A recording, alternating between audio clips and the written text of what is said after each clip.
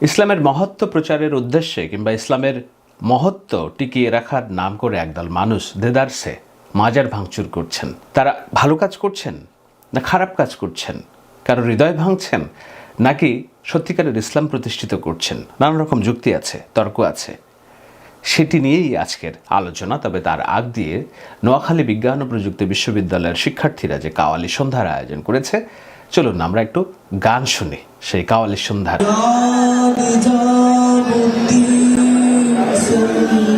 ইয়া নিজামুদ্দিন সরকার।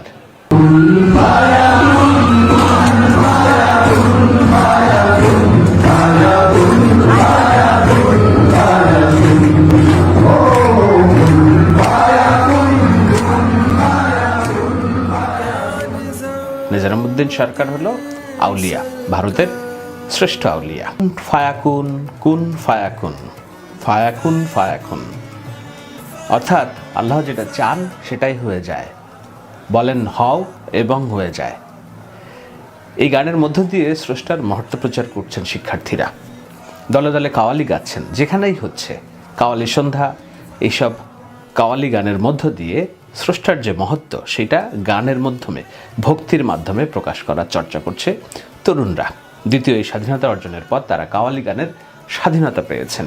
কিন্তু যেই কাওয়ালি গান হচ্ছে, এই গানের স্রষ্টা কে, তার সম্পর্কে কি আপনারা জানেন কেউ? কোন প্রেক্ষিতে এই গান রচিত হয়েছিল?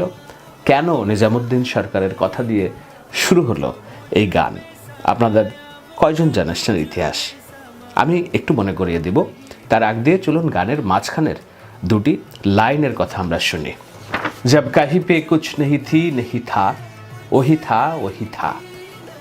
যখন কোথাও কোথাও কোথাও কেউ ছিল না, তখন ও ছিল আমার সাথে, তখন সে ছিল আমার সাথে, সেই ছিল আমার সাথে। ও যে মুঝকো ছামায়া, ও যে তুমঝে ছামায়া। ও আমাকেও বুঝিয়েছিল, আমাকেও আগলে রেখেছিল, তোমাকেও আগলে রাখবে, তোমাকেও আগলে রেখেছে। মৌলা ওহি থি ওহি থা। মৌলা স্রষ্টাই ছিল, স্রষ্টা আমাকে আগলে রেখেছিল, স্রষ্টা তোমাকেও আগলে রাখবে। এরপরের যে লাইন, সাদাকাল্লাহুল আলিয়ুল আজিম, আল্লাহ সবসময় সত্যি কথা বলেন। সাদাকা রসুলহুন নবিউল করিম, আল্লাহর নবী যে নবীগুলোর শিরোমণি, সেও সত্যি কথা বলেন। আপনাদের অনেকেই বলবেন যে আমি ইসলাম সম্পর্কে খুব বেশি জানি না, সুতরাং এগুলো নিয়ে আমার আলোচনা করা ঠিক না। আমি ইসলাম ধর্ম, এর ব্যাখ্যা, এগুলো নিয়ে আলোচনা করছি না। ইসলামের ইতিহাস, ইসলামের প্রেক্ষাপট, উপমহাদেশে ইসলাম কিভাবে এলো, সেটির ইতিহাস, সাধারণ ইতিহাস থেকেই এই আলোচনাটা। দেখুন, এই গানের স্রষ্টা হচ্ছে এ আর রহমান, আল্লাহ রেখা রহমান। এ আর রহমান হচ্ছে শুধু ভারত না, পৃথিবী দুনিয়া জোড়া বিখ্যাত, দুনিয়াতে সেরা বিখ্যাত কয়েকজন সুরকার এবং সুরস্রষ্টার একজন।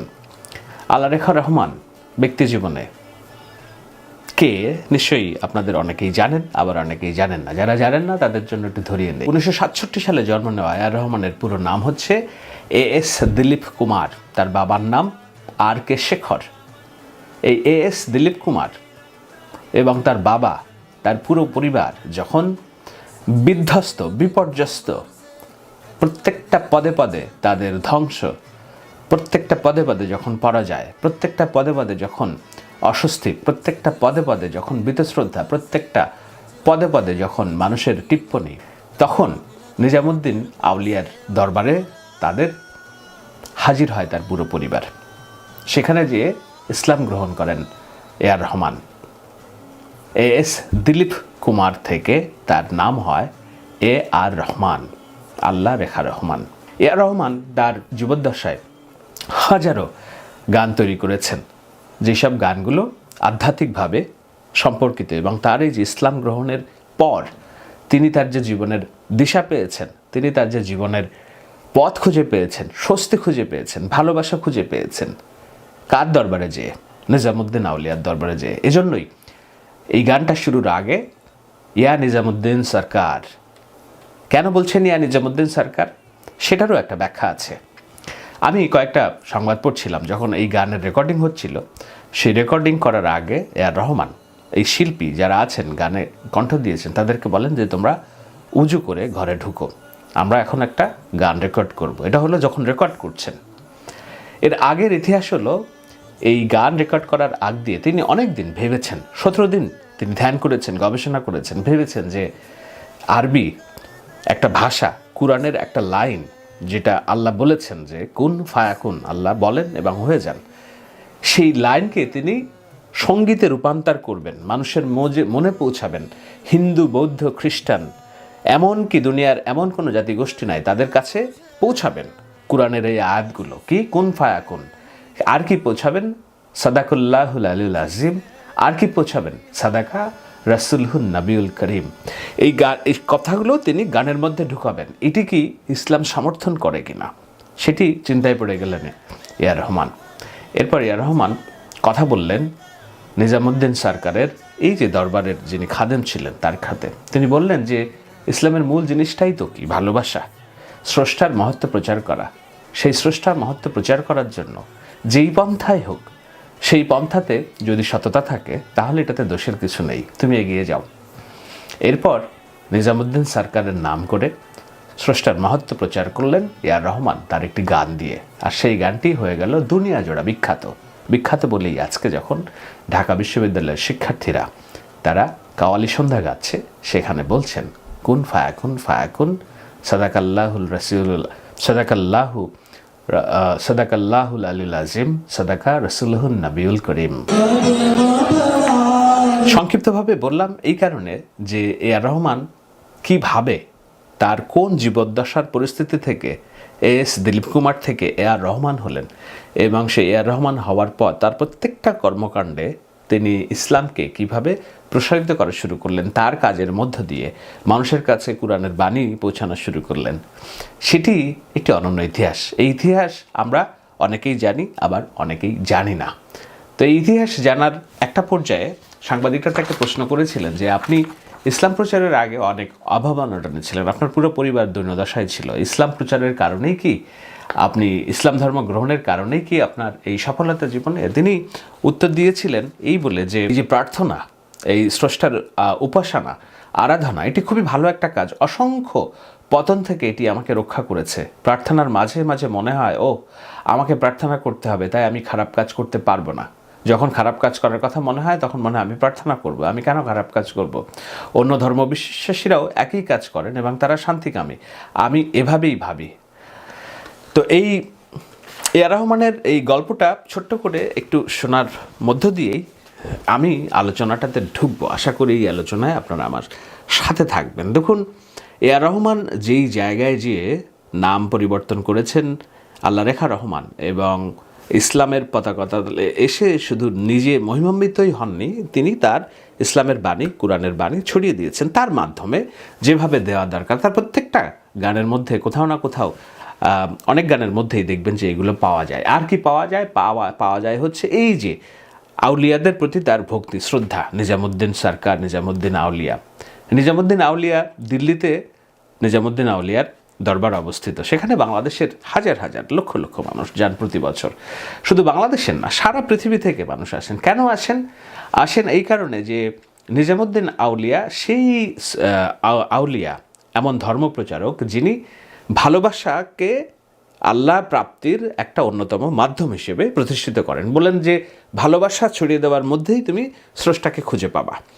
তো ভালোবাসা ছড়িয়ে দেওয়ার যে কাজ, সেই নিজামুদ্দিন আউলিয়া তিনি 12 বছর বয়সে কোথা থেকে পেয়েছেন?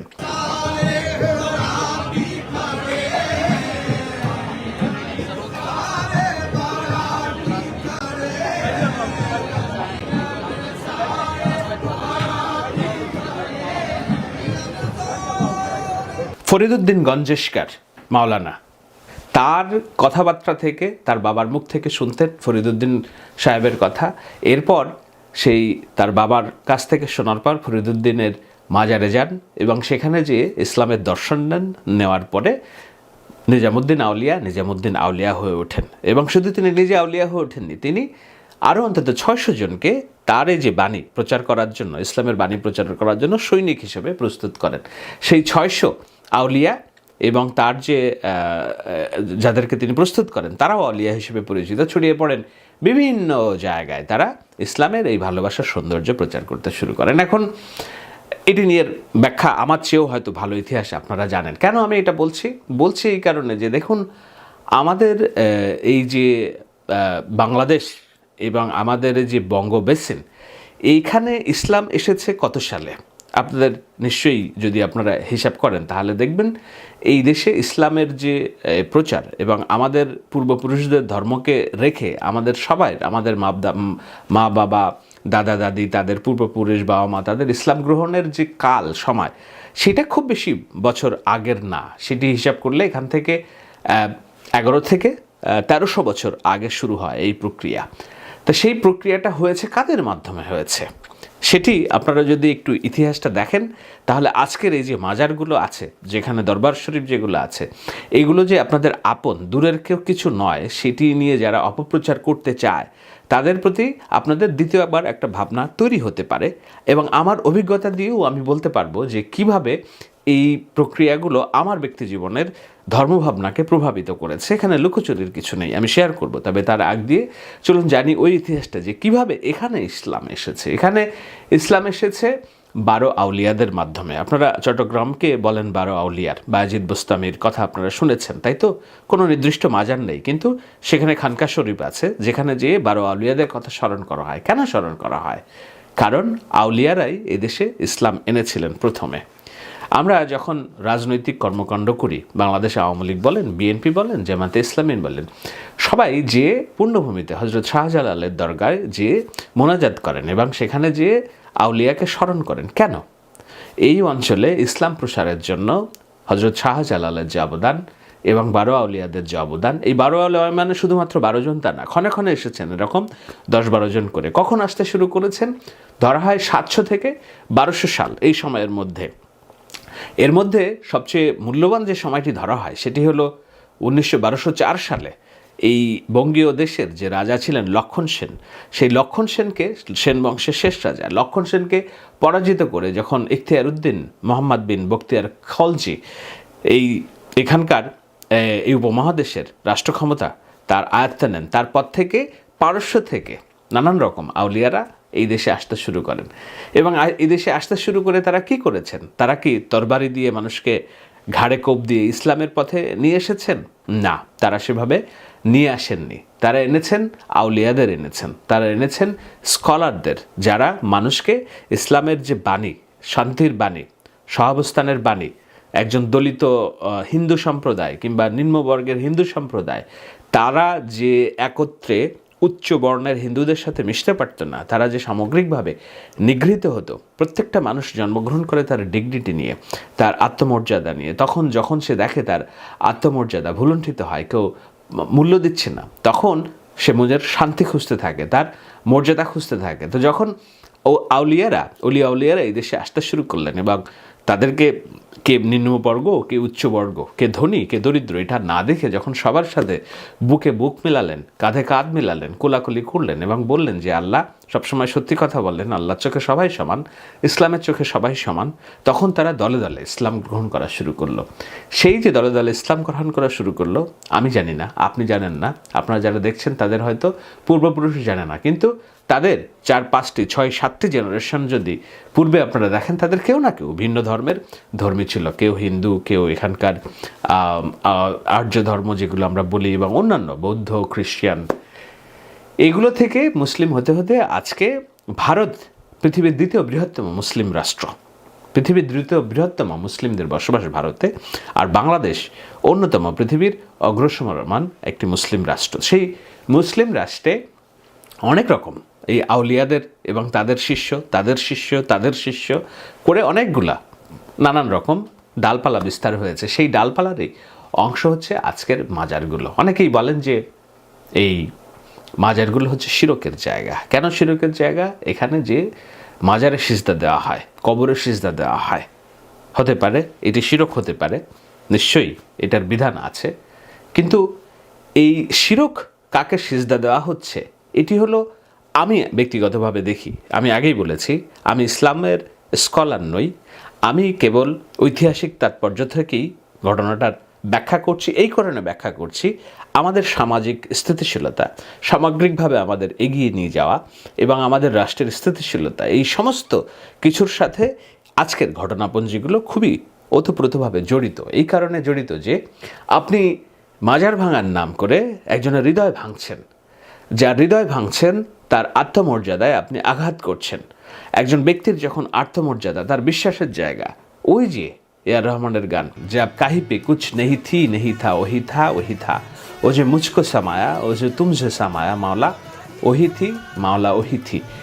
আপনি জানেন না কার হৃদয়ের বন্ধ দরজা কোনভাবে, কোথায়, কখন, কিভাবে খুলে গিয়েছে, কিভাবে স্রষ্টা একজনের ভিতরে স্রষ্টার বাণী পৌঁছে দিয়েছেন, কোন পথে। আপনি হয়তো ভাবছেন যে না, আমার যেই পথ সেই পথটাই একমাত্র পথ, বাকি সব পথ ভুয়া। আপনি হয়তো ভাবছেন আপনার যে পন্থা, আপনি যেভাবে স্রষ্টাকে ডাকেন সেটাই একমাত্র সহি, বাকি সব মিথ্যা, বাকি সব শিরক। সেটা তো নাও হতে পারে। কার অন্তরে কি আছে? আপনি অন্তর্যামী নন, আমি অন্তর্যামী নন। অন্তর্যামী যিনি, তিনিই জানেন কেবল সত্য কোথায়। আমি বিষয়টা এই যে দেখেন কিভাবে কোবাইয়া ওনাকে হতবিক্ষত করে দিচ্ছে, উনি টানটানিয়া পালাইয়া শাহালিতে আসছে। এই অবস্থা দেখেন, কোবাইয়া টোবাই রাখে না কোনো কিছু। আচ্ছা ঠিক আছে, এটা কি হচ্ছে দেশে? ওই যে আলেম সমাজ আছে না, কিছু আলেম সমাজ টুপি মাথায় দিয়া ওই আলেম সমাজটাই এই কাণ্ডটা ঘটাইতেছে। বলিয়া মাজার হেরা রাখতে চাইতেছে না, এটা কোনো কথা? এরা বলে এই মাজারে জিয়ারত করলে বলে সেই কয়, এবং বক্তব্য দিতেছেন আলেমরা। সেই অন্তর্যামীর যে ভাবনা, অন্তর্যামীর সত্যটাকে আপনি নিজের করে যখন প্রতিষ্ঠিত করার চেষ্টা করছেন, আপনি তার অর্থ এই, আমি বলছি যারা এই মাজার ভাঙাতে উদ্যত হয়েছেন, কোথায় ভাঙছে, কিভাবে ভাঙছে সেটা আমি আসছি। তো সেই এআর রহমানের মতো একজন মানুষ যে এস দিলীপ কুমার থেকে আল্লাহ রেখা রহমান হয়েছেন এবং তার মুখ দিয়ে কোরআনের বাণী কোটি কোটি মানুষের কাছে পৌঁছে গিয়েছে, আপনি জানেন না কোন মাজারে কোন মানুষটি কোন হৃদয় ভাঙার কারণে যে পৌঁছেছেন এবং তিনি তার জীবনের শান্তি খুঁজেছেন, কোনো একটা সহায়তা খুঁজেছেন, নির্ভরতা খুঁজেছেন, কোনো একটা সহায় আশ্রয় খুঁজেছেন। এই আশ্রয় হয়তো আপনি আমি 5 ওয়াক্ত নামাজের মাধ্যমে পাই, কিন্তু সবাই যেভাবে পাবে এমন তো নয়। আল্লাহ প্রত্যেকটা জিনিসকে তার স্বকীয়তা জিনিস দিয়ে তৈরি করেছেন। হাতের 5টি আঙুল সমান নয়, আমরা জানি, তাই তো? গাছের 1000 পাতা থাকলে প্রত্যেকটা পাতার শিরা উপশিরা একটি থেকে ভিন্ন।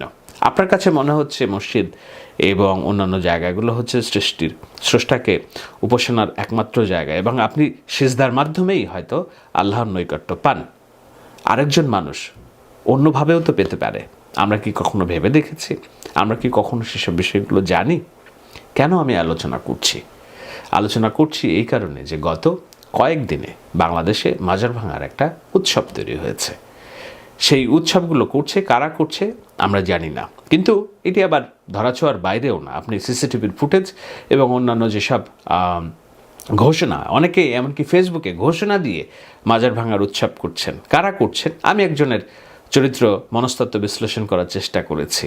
তিনি ঘোষণা দিয়েছেন এবং দেখলাম তিনি জামাত শিবির বিরোধী, দেলোয়ার হোসেন সাঈদীর বিরোধী। তিনি জসিমউদ্দিন রহমানী, কি আনসারুল্লাহ বাংলা টিমের প্রধান, যার বিরুদ্ধে জঙ্গি কার্যক্রমের অভিযোগ ছিল, তাকে তিনি বলছেন যে সে খাঁটি সালাফি নন। আবার তিনি ফরহাদ মাজারের পোস্ট শেয়ার করছেন, তিনি বর্তমান ধর্ম উপদেষ্টার পোস্ট শেয়ার করছেন। আমি একটু বিচলিত হয়ে গেছিলাম যে তাহলে এই লোকগুলো যে মাজার ভাঙার উদ্যোগ নিচ্ছে কারা এরা?